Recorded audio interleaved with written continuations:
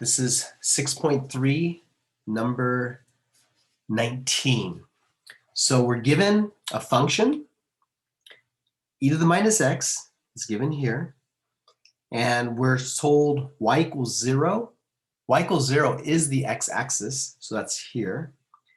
And then x equals 0 is the y-axis, that's here. And x equals ln of 4. ln of 4 is just a number, so x equals ln of 4 is out here. So you see the region. And they're telling us to rotate this around the x-axis. So we are going to produce kind of a volcano-ish looking thing. So I will draw some of the disks that are formed. So on the end here, we'll have a disk.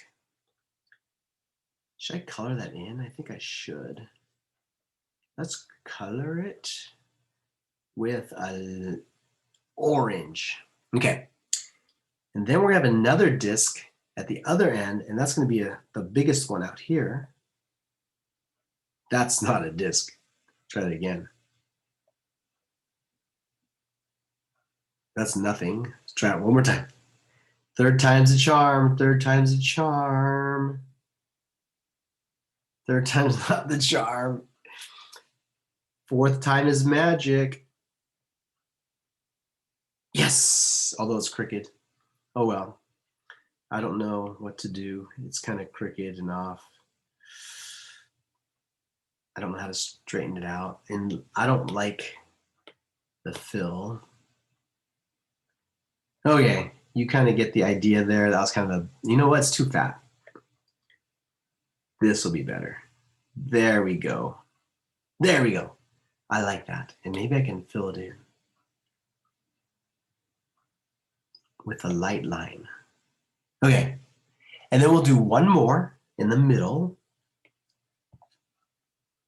Hopefully this will be good. There we go.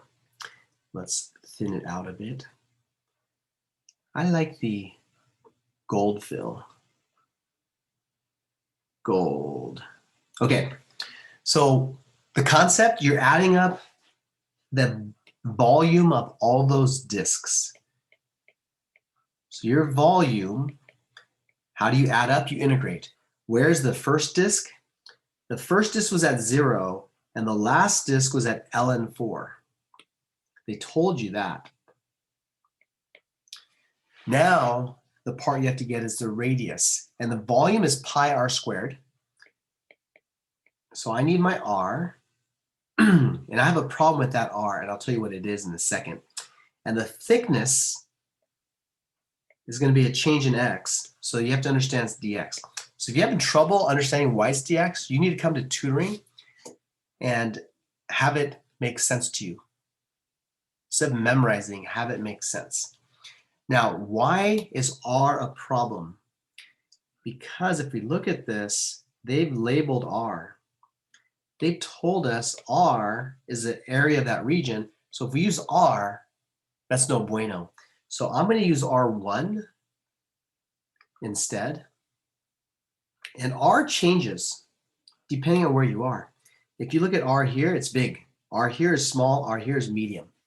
So we need a function for R. And here is a secret. Your radii will always go from a function to the axis of rotation. Now they give us the axis of rotation is the x-axis. So there's our axis of rotation. So when we draw our R, it'll always go from your function to your axis of rotation. So this is my R. And you should know it's big Y minus small y.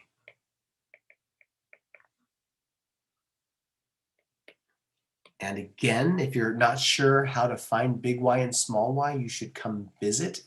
I will be in tutoring from 3 to 4. I'll post the link. I think I already posted a link on Google Classroom. Big Y is on top. Big Y is this function. Little y is down here, and the x-axis is y is 0. So big Y will be e to the minus x. Small y is 0 because the x-axis y is 0. So now we're ready to plug in some real numbers. I'm going to pull the pi out in front, let it cool off. R is e to the x, or e to the minus x, squared dx. All right, so now you should know an exponent raised to a power, you end up multiplying those. So let's just keep simplifying. So it's e to the negative 2x dx. I would be a happy man if this were just x, because I know e to the x integral is e to the x, the antiderivative. But my problem is this. That's not a single variable. So you should think I should u sub, where u is negative 2x, take the derivative of that, and that's going to be negative 2 dx. And so here's a question. Do I have a negative 2x? Do I have a negative 2 dx? And why would I want a negative 2 dx? Because I want to replace this with u. But I need a negative 2 dx to get du. So how do I get a negative 2 dx? Quite simply, I put a negative 2 there and a negative 1/2 in front, because negative 1/2 times negative 2 is 1, so I haven't changed anything. All right, let's keep going. It's negative pi over 2. And the 2x, negative 2x becomes a u. And the gold box becomes du. And be careful. This x tells us these are values of x. This u says I need values of u. So when u is 0, or x is 0, sorry, what's u? Negative 2 times 0 is 0, so that's going to stay 0. When x is ln of 4, what's negative 2 times ln of 4? Well, it should be negative 2 ln of 4. All right, let's keep going. I know the antiderivative of e to the u. I am my own grandpa. Then I plug in the upper limit and the lower limit.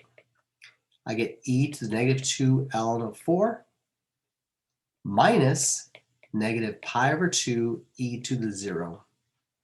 Fundamental theorem. Now here is where algebra comes into play. Let's take a look-see at that. So once upon a time, in Algebra 2, you studied logs. And you learned that you can p in front of the log. So this is equivalent to that. And remember, an exponent and a number in front of a log, they can interchange position. That's one of the properties of logs. So I can put the negative 2 as an exponent.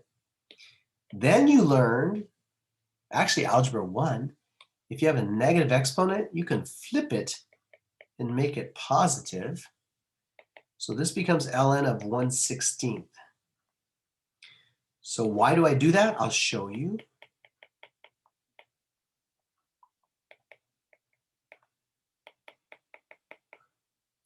And e to the 0 is 1, so that disappears. And 2 negatives make a positive. So here's the secret. Why did I do all that? Because I learned that e and ln are inverse functions. And so e raised to the ln, they're going to cancel out, leaving 1/16. But that only works if there's nothing in front there. So that's why I had to get rid of that negative 2. So I get negative pi over 2, and these cancel out, leaving 1/16. This becomes negative pi over 32 plus pi over 2. If I want to combine these, I need a common denominator. So to get a common denominator, I do 16 over 16, which is 1. So I get this plus 16 pi over 32. Well, 16 pi's minus 1 pi leaves me with 15 pi's. So I get 15 pi over 32. And there is my answer.